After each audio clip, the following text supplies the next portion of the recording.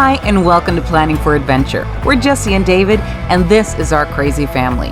Whether it's van life or home life, we're always making the most of whatever comes our way, through projects, plans, and adventures, be they big or small. We post a new video every Tuesday, so join us for the ride, click like and subscribe, so you don't miss any new content along the road.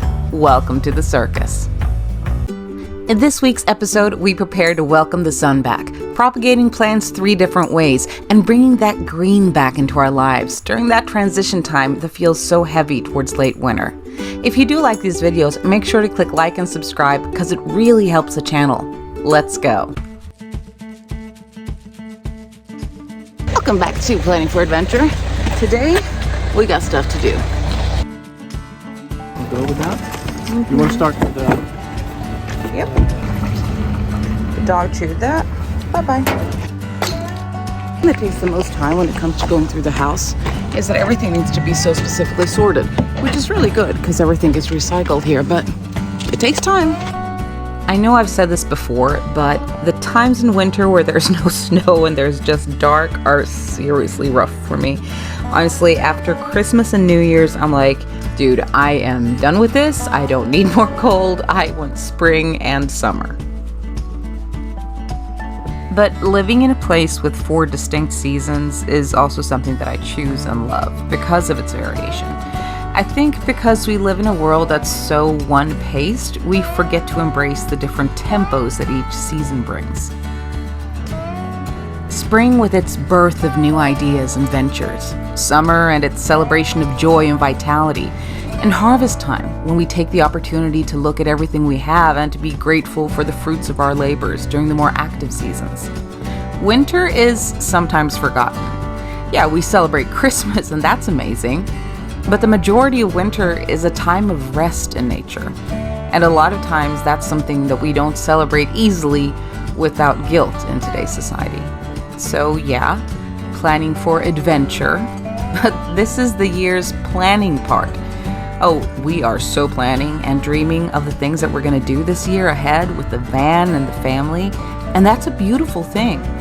But for a little while more, we'll be turning inward and focusing on our home, our family, and our hearts. The little things that aren't so little, or rather the little things that are bigger than we realize when it all comes down to what brings value to our lives. It's mother-daughter time. We're going to go into the mall and do some coffee. Do coffee? Wayne's Coffee. Wayne's Coffee.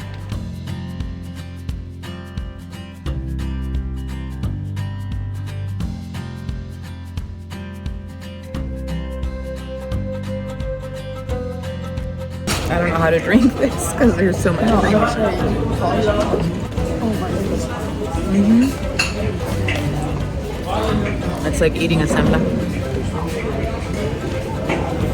Drinking a samba. That's what song you started playing. I don't know. So this is the conversation that we need to have. And have had.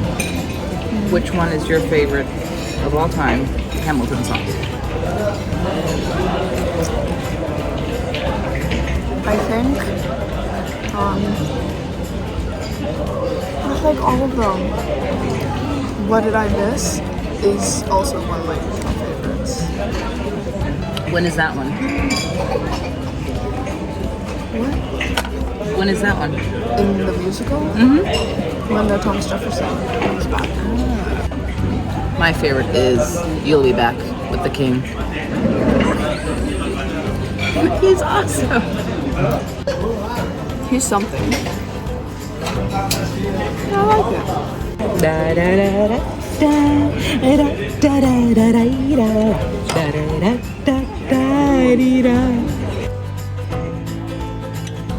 Okay, so we are done at the coffee shop and we ended up going by the bookstore and we found something that I think we're gonna read together. The Hawthorne Legacy.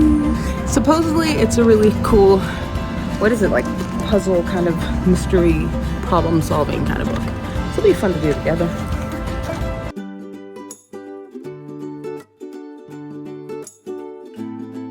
Propagating plants is a great way to grow your plant collection for free, either by taking cuttings from what you already have or from generous friends. There are different ways to do this. Here, with my ivy, we're going to do water propagation. So basically, cutting a piece of the vine and pulling off the bottom few leaves, then sticking it in water and letting roots develop. I'm doing a few here because I want a new ivy plant that's nice and thick by planting all the cuttings together when they're ready in a few weeks.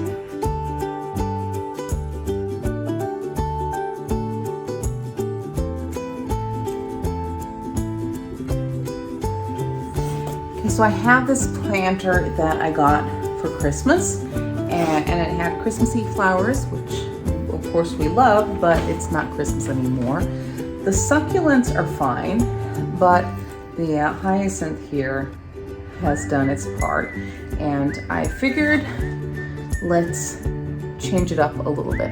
This is pärlhyacinth in Swedish. I don't know what that is in English. I'll see if I can find the name and insert it, but here we go.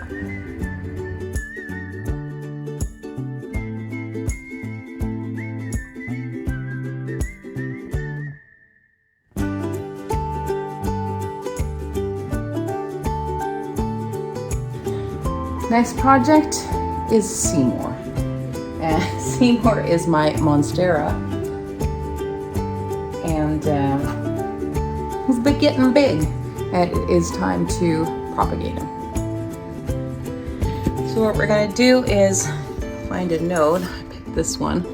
So we have some aerial roots coming out here. I've never propagated monstera before, so this is a little bit scary, but from what I've read and understood, it should be okay. I'm wondering if we should cut there or there though. Not quite sure. The monstera we're soil propagating, so cutting under a node and making sure there's some start to aerial roots and then straight into soil.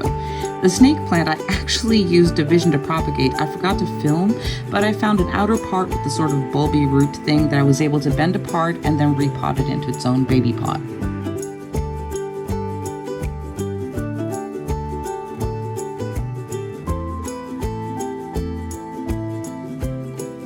Hopefully the new baby plants are going to be okay and actually flourish.